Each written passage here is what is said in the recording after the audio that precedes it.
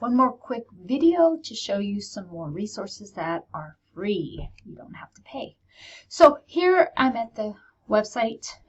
This time go into students and parents. If you go into the SLED digital pipeline, there are resources that specifically address middle school and high school. If we click into high school resources, you'll notice that there's just a big long list of different things that you can peruse. But what I specifically wanted to bring your attention to is Brainpop.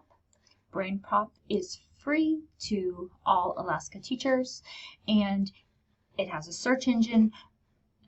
I already searched for growth mindset and didn't see anything, but what I do know is that Brainpop specifically could provide some tutorials in math. So if you go to algebra and maybe you want a video on inequalities, you could find something out there. In addition to the tutorial, you would get a quiz and some other activities that might be helpful to you. The videos are cartoon based.